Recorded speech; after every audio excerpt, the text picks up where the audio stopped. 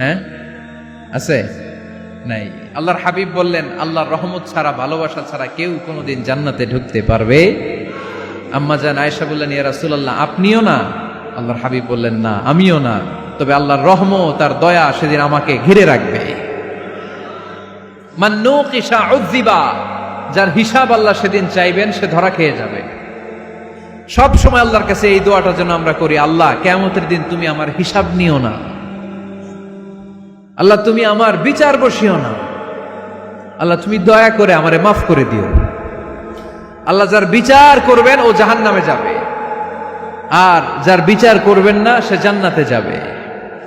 আল্লাহ যদি বিচার করে আর পাই টু পাই হিসাব নেয়, নামাজ পড়লি না কেন, রোজা রাখলি না কেন, মিথ্যা বললি কেন, খাদ্যে ভেজাল দিলি কেন, মাছে ফরমালিন দিলি কেন, যৌতুক খাইলি কেন, ঘুষ খাইলি কেন, উল্টাপাল্টা করলি কেন, জিনা করলি কেন, একটার পর একটা প্রশ্ন বানে যদি সেই ভয়ঙ্কর দিনে আল্লাহ আমাদেরকে জর্জরিত করে, আমাদের কোনো উত্তর আছে?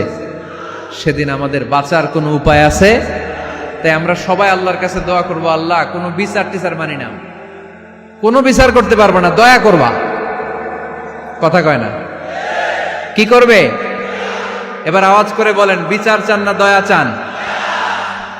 রোজ হাসরে হে আল্লাহ আমার করোনা বিচার, আল্লাহ করোনা বিচার, পড়েন আমিন।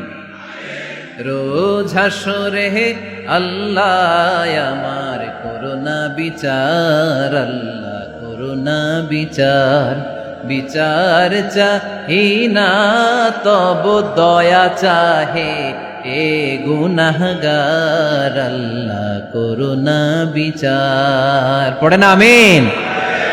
তিনি যদি দয়া করেন তবেই আমরা জান্নাতে যেতে পারবো, ঠিক কিনা? এজন্য আল্লাহ বললেন, আর রহমানু আল্লামাল কুরআন খালাকাল ইনসান আল্লামাহুল বায়ান। আমি হলাম রহমান। কাফেররা বলে রহমানকে জানি না, রহমানকে চিনি না। আল্লাহ বলে রহমান রে চিনে না, আমার নাম রহমান, আমি দয়ালু, আমি মেহেরবান, ঠিক কিনা? এজন্য প্রতিদিন সূরা ফাতিহায় দ্বিতীয় আয়াতটা আমরা কি পড়ি? আর রহমান আর রাহিম, ঠিক কিনা? তিনি দয়ার সাগর, তিনি মায়ার সাগর। আমরা বললাম, আল্লাহ ঠিক আছে আমরা বুঝেছি আপনি দয়ার সাগর, আর আপনি কি করেন? দ্বিতীয় আয়াতে আল্লাহ বললেন, আল্লামাল কোরআন, আমি কোরআন শিক্ষা দেই। শুধু দয়ার সাগর হয়ে আমি আল্লাহ বসে থাকি নাই, তোমাদের হেদায়েতের জন্য আমি কোরআন নাজিল করে দিয়েছি।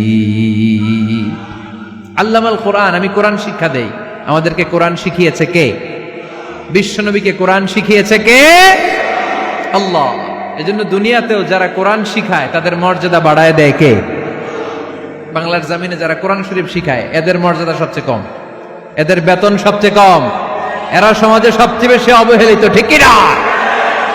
আল্লাহর কাছে এরা সবচেয়ে বেশি সম্মানিত। আল্লাহর হাবিব বললেন, খায়রুকুম মান তাআল্লামাল কুরআন ওয়া আল্লামাহু, তোমাদের মধ্যে আল্লাহ তাআলার কাছে সবচাইতে প্রিয় শ্রেষ্ঠ ওই মানুষটা যে নিজে কোরআন পড়ে আবার অন্যরে পড়ায় দেয়। সুবহানাল্লাহ পড়েন। আপনি যদি কাউরে শুধু সূরা ফাতিহাটা শিখান, কোন সূরা? সূরা ফাতিহাটা যদি শিখায় দেন, সে যতদিন সূরা ফাতিহা তেলাওয়াত করবে ওই তার তেলাওয়াতের একটা পার্সেন্টেজ সওয়াব আপনার আমলনামায় আছে না নাই? সে যদি আবার আরেকজনের শিখায়, ওই লোক যদি আবার আরেকজনের শিখায় দেয়, এরকম যতজনকে তারা শিখাবে প্রত্যেকের তেলাওয়াতের একটা পার্সেন্টেজ সওয়াব আপনার আমলনামায় ঢুকায় দিবে কে? এজন্য কোরআন নিজেও শিখবো, অন্যকেও শেখাবো। রাজি আছেন তো?